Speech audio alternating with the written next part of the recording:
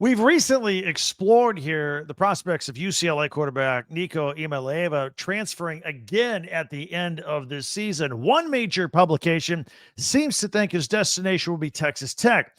We think that might be a good fit. Locked On Big Ten starts right now.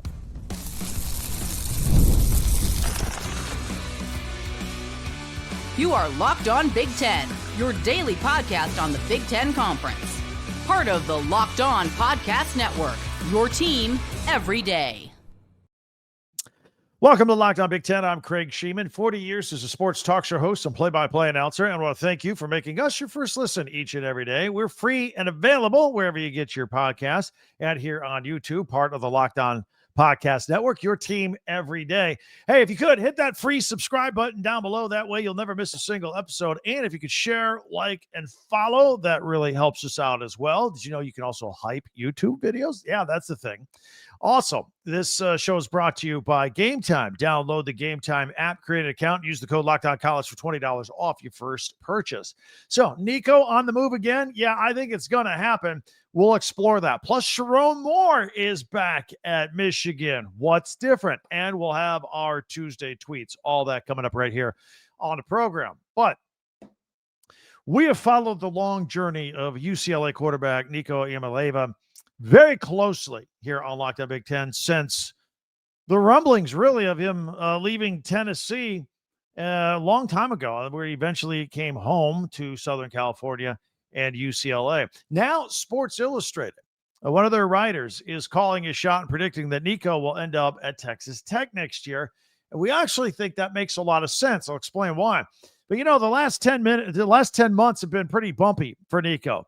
And he felt undervalued at Tennessee.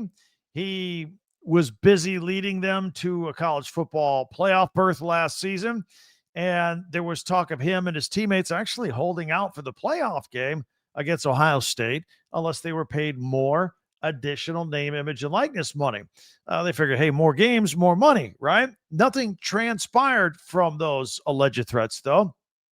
And everybody played in the game, or at least they physically showed up. They weren't really mentally in that game. It was a brutally cold night in Columbus, Ohio, and they got destroyed. So according to some reports, Nico felt like that he could still get some more name, image, and likeness money after the season, maybe by the time spring rolled around. And then he saw Carson Beck leave Georgia and go to Miami and get a reported $4 million in name, image, and likeness. He thought, oh, cool, I could command that, except he couldn't. Then spring ball arrived. There was still no new deal. And so he held out. He walked out. And it was right on the eve of Tennessee's spring game. And then instead of anything happening, well, within 24 hours, Coach Josh Heupel announced that Nico and Tennessee had parted ways. That was it. Wasn't going to put up with that. And as we've noted here, Nico and his family then sadly discovered that there wasn't much of a market for his services, or at least not as much of a market as they thought. And it seemed to come down to Tulane or UCLA. None of them had the kind of money he was looking for. So he wasn't getting what he wanted, and therefore the narrative changed. All of a sudden, it wasn't about money. At first, they said it was about getting a better offense and more good players around him. But that made no sense because he just left the playoff team at Tennessee in the SEC and going to UCLA. UCLA did not have better players or a more elaborate offense for him. So then the story changed again. This time it became about family and returning home to Southern California. But that turned into a disaster because Nico and UCLA rolled out to an 0-3 start this year, and Coach Deshaun Foster just got fired. So many are speculating that Nico, he can't hang around UCLA anymore if he wants to build on his hopes of making it to the NFL someday. And I would agree with that line of thinking because UCLA is going to be in rebuild mode. So where should he go? And again, it's tough on a kid's resume and their development if they're moving around every single year, but I'm pretty convinced he's going to go. So let's look at this Texas Tech angle that's out there, according to Sports Illustrated. They're currently, by the way, 4-0. They're number 12 in the country, and they rank number 2 in the country in name, image, and likeness revenue. They're loaded. The cash is flowing over there at Texas Tech. Former player and billionaire oil man Cody Campbell. He's just pumping money into the program right now. And they become relevant almost overnight. Gee, go figure. Lots of money. You can be good in this day and age of college football. Quarterback Baron Morton, he is reportedly knocking down a seven-figure salary or revenue or name, image, likeness, whatever you want to call it. He's making a lot of money over there. I got banged up last week, by the way, but he's a redshirt senior. He'll be gone next year, and there could be a quarterback job opening there in Lubbock. And if money is still important to Nico, because I think he felt like, oh, well, I don't have a lot of options here. I'm not going to get the kind of money I left Tennessee for at UCLA, but timing is everything. And Texas Tech, maybe that's where he can cash in. So, I mean, when everything went down at Tennessee last year, it was at the end of spring ball. Most teams were already set at quarterback. Most of the name, image, and likeness money was already spent. And you'll remember schools were kind of in limbo while this was going on because they were at the time, we're still waiting for the House settlement to come down, which didn't come down until June, which would lay out all the rules and laws for revenue sharing moving forward. So nobody was making a bunch of moves and bringing in new people and spending a whole lot of money at that point. But now that all of that is behind everybody, if Nico hits the market as soon as the portal opens right at the end of the season in December, or maybe we're going to move it to January, we'll find out next month when the transfer portal period will be. Regardless, he'll be in it at that time. He can hang out his shingle that says, hey, open for business right here. Meanwhile, Nico and UCLA, they're trying to regroup as they prepare to take on Northwestern this week. And the team is coming off a bye after their 0-3 start. They've yet to lead in a game, and maybe this extra week off will help them regroup a little bit. Of course, since their last game, Deshaun Foster has been fired. He lasted 15 games into his tenure. Interim head coach Tim Skipper got a lot of work to do. But again, if he's going to take over a team, doing it in a bye week like this, getting ready for Northwestern, probably the best case scenario out of a bad case scenario. And this week's game, it could feel strange for UCLA for a lot of reasons. All the changes going on, and then wait till they see the field at Northwestern, because Northwestern is into year 2 of a complete stadium rebuild. So the team has been playing in a makeshift on-campus stadium with aluminum bleachers on top of the old rugby and soccer field right there on the shores of Lake Michigan, right on campus. It seats about 12,000 people. So UCLA is going to show up, and they're going to notice a cozy feel to this game. It's going to feel like a high school football game. This is a team, UCLA, that's used to playing in an enormous Rose Bowl, big-time, old-time, historic venue. So that'll be a lot to take in as they take on Northwestern this week. By the way, Northwestern is a 6.5-point favorite as we speak right now.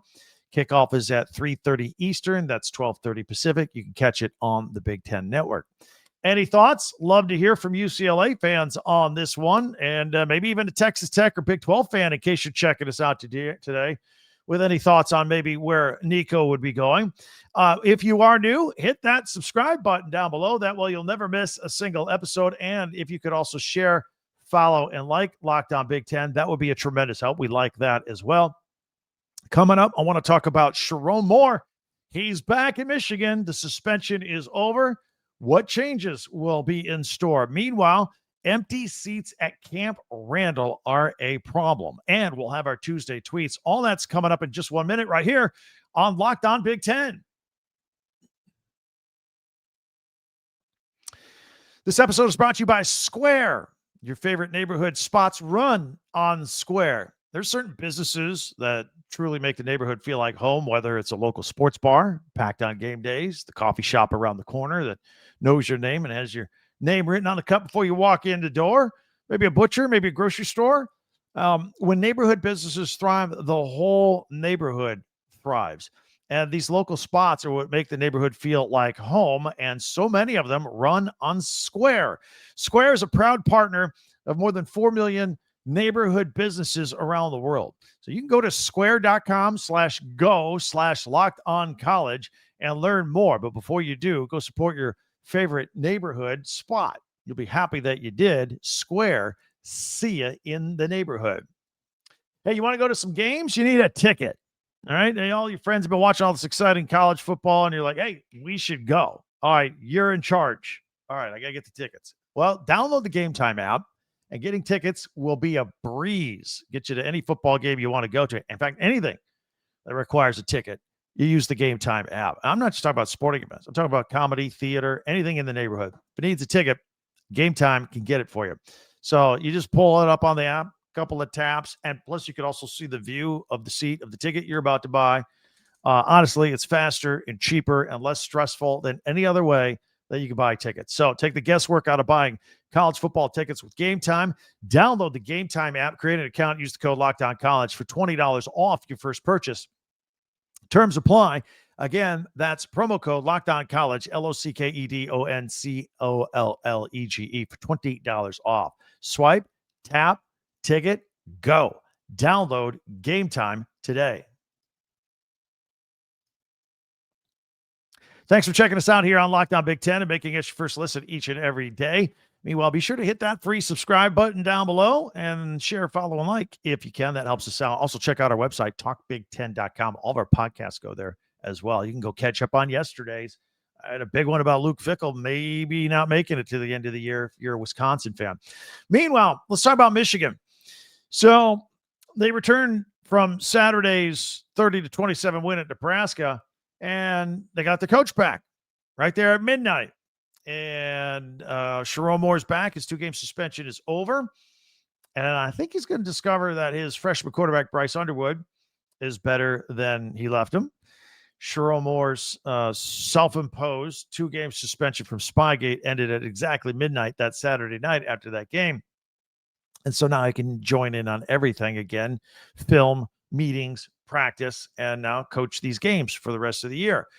Michigan, while he was still there, started out at 1-1. That included a rough road loss at his alma mater in Oklahoma.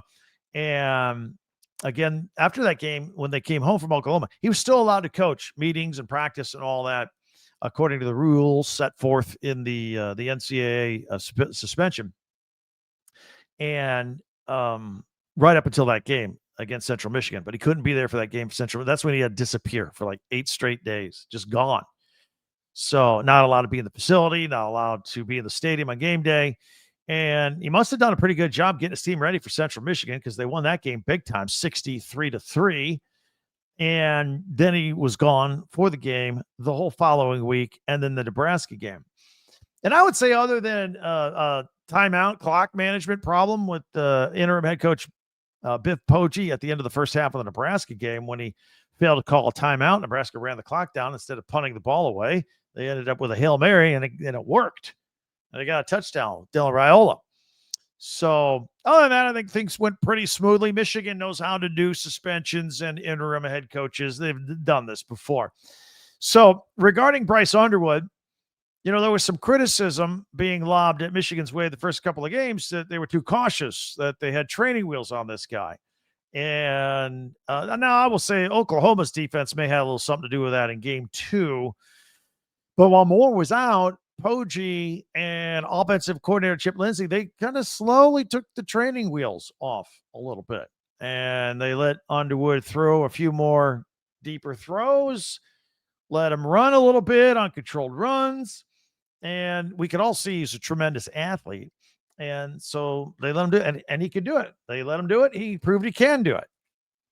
Now, they do have to be careful. The quarterback room is pretty thin, and they'll have some drop-off if Underwood were to get hurt. So I get the balancing act, although Underwood is a specimen himself. He's like 6'4", 6'5", 230 pounds. He's pretty strong. But nevertheless, we got to see some of that a little bit.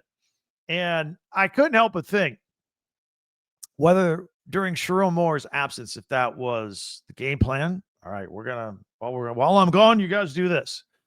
Or if it was a little bit of with Poggi and Lindsey, maybe while the cat was away, the kids would play, so to speak. And, every once in a while, look, I've seen interim coaches go rogue a little bit before, right? They're in charge. Do something a little bit. I'll take you back in the time machine.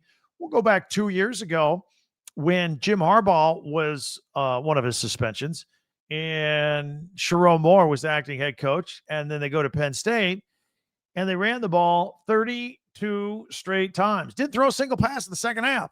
Now, I know J.J. McCarthy was a little dinged up, but do you think that was the actual original game plan? Hey, let's get a lead and then run the ball 32 straight times. Do you think when Jim Harbaugh was putting together the game plan, that was the plan? I don't think it was the plan. Sure, it was going to be run intensive. Sure, it was probably going to be a little unbalanced. If they had a lead, they would just run it. 32 straight runs, 0 passes in the second half. I don't know. I think it was Sherrone Moore kind of doing his thing a little bit. Big fan of the offensive line and the running game. That's what they did. So, nevertheless, that's just a theory of mine. Sherrone Moore now returns knowing that his young quarterback can do more than they've had him do. And we'll see if they open up the playbook a little bit more moving forward. Or are they going to continue to lean on an established running attack with Justice Haynes and Jordan Marshall, both of who have some big play ability as well? And it seems to me, just my observation, they got a handful of young guys. They got a mixture of veteran guys and really young guys on that offensive line. And they look like they were making mistakes first couple weeks of the season, but they look a lot better now. That's just my opinion. I think watching them, I think they're gelling together pretty quickly, rapidly improving. So, and then Michigan's got a bye week this week as well. And we'll see what happens here. Now they get to work things out. Sherrone Moore's back in the flow. He's taking back over an offense with Chip Lindsey that is getting better, doing things better, and they're getting it dialed in. Now their next game is hosting Wisconsin on October 4th. Now, as long as we're talking about this, let me dial this in for just a minute, because Wisconsin is a train wreck right now. It's a good opportunity for Michigan to just keep on improving. So, after Saturday's embarrassing home loss to Maryland, I'm talking about Wisconsin now, we did a podcast yesterday on the uncomfortable fire Fickell chants for Luke Fickell at Camp Randall. And that was the loudest it got there, because otherwise, look, Camp Randall used to be the most loud, intimidating places in all of college football. They really do a great job there, selling out. It's loud, it's crazy, home field advantage. But when the Badgers fell behind 20-0, you could hear a pin drop. Oh, it was quiet out there. And the fans were just standing there in disbelief. The camera shots kept in between plays, just kept looking at these people, just stunned. We've never seen anything like this at Camp Randall before. And then the only time they got loud was when they chanted Fire Fickell, right? And it looks like it's going to get more quiet as we move on, because the Maryland game, first of all, the Maryland game was the third game with attendance below 70,000 at Camp Randall. Unheard of. Overall attendance is down 10%. It's looking to plummet even more. These are the lowest figures in 30 years, actually, since 1992. And by the way, the announced game attendance at Wisconsin for Maryland was 68,547. I saw some overhead shots. There weren't that many people there. By the way, I'll have one of those shots on Tuesday tweets from social media coming up in just a few minutes. But as I also stated in yesterday's podcast, Wisconsin now they've lost 2 in a row. They lost to Alabama. They got beat pretty soundly. They lose to Maryland. And I'm looking at their next 7 games, and I'm wondering where a win is. So they go to Michigan, October 4. They got a home date against Iowa. I mean, Iowa's scoring now at 38 points against Rutgers in an offensive shootout. Then you got number 1 Ohio State coming in Camp Randall. Then what do you get to do after that? Oh, you hit the road and you go to Oregon at Autzen Stadium. That's right. They got Ohio State and Oregon back to back. Who wants that? Then they take on Washington. Washington, have they punted this year? They just score repeatedly. And if that's not enough, then Wisconsin has to go to Indiana. Did you see what Indiana did to 9th-ranked Illinois this weekend? 63-10. Then they got to take on that very Illinois team and then finally close it out at Minnesota. Maybe they can win that one. That's not going to be good for Luke Fickell. That's not going to be good for attendance figures as the losses continue to pile up. It's crazy. It's a bad, crazy time out at Wisconsin right now. Michigan's next opponent. All right, coming up, we'll have our Tuesday tweets we always have a feature at the end of our podcast. If you're new to us, Mondays, yesterday, we did our top 10 Big Ten observations from the entire weekend. Go back and check it out if you want. Tuesdays, we do Tuesday tweets. Send me a tweet on X. We'll put it on the show every week. Wednesdays, tomorrow, we'll power rank 1 through 18. I'm going to tell you right now, Indiana's moving up. They are moving up. Thursdays, we look at the Big Ten Network and we highlight Big Ten classics and Big Ten live action. And then Fridays, we go on the record and we make our picks. And we go pigskin picks. And I'll tell you, 2 from last week we did. It was pretty good. So take the over on Iowa and Illinois and Rutgers, and whoever takes the over on Iowa games. Well, we did, and they flew past the number. I also told you I thought the number was wrong with Vegas. Maryland was a 9.5-point road dog at Wisconsin. I said, I said Maryland's win that game, and they did. So we get stuff right. So that's what we do on Fridays, pigskin picks. All right, coming up next, we got our Tuesday tweets. That's right here on Locked On Big Ten. Mazda crafts cars for those who choose to do more than simply move. They follow what moves them every time they drive, and that's what makes Mazda stand out. They go beyond safety and style and performance to deliver a driving experience that feels alive in every detail. Attention to detail on safety, attention to detail on style, whether it be metallic accents or the hand-stitched Napa leather. You can feel it from the moment you get behind the wheel. Just every attention to detail is right there. Everything looks and feels special. It's the small details that make the big plays in athletics or if you're driving a Mazda. And just like there's more to every player, there's more to a Mazda vehicle. Mazda, move and be moved. Thanks for checking us out here on Locked On Big Ten. We are going to do Tuesday tweets now. These are always fun. One of our favorite segments of the week. Hit us up on Twitter or X. I'll put them on. If you're audio only on Apple or Spotify, we do that too, by the way. I'll explain in detail what we have here regarding what is on screen. We're going to start it off with one from at Big Ten Football. The latest AP poll that just came out. Ohio State's still number 1 after their bye. Penn State actually dropped one to number 3, even though they didn't play. Because the Miami Hurricanes are starting to impress people. They're up at number 2. They have Oregon. We got Oregon at number 6. Indiana, the biggest mover in the AP poll, up to number 11. Michigan up to 19. USC 21, and Illinois still ranked, sitting there at 23. 7 teams in the top 25. So here's a list with their logos. That's what we're looking at if you're on audio only. Pretty impressive around the Big Ten. Here is from at College Football Zone, the top 10 performances of week 4. Got a collage of some pictures and some logos. And right at the top, they got the Indiana Hoosiers. Best performance of week 4. I would concur. Texas Tech, the future home of Nico, perhaps at number 2. Maryland, they got at number 7. Going in for a road win at Camp Randall. There you have it. There are a couple Big Ten teams on this list.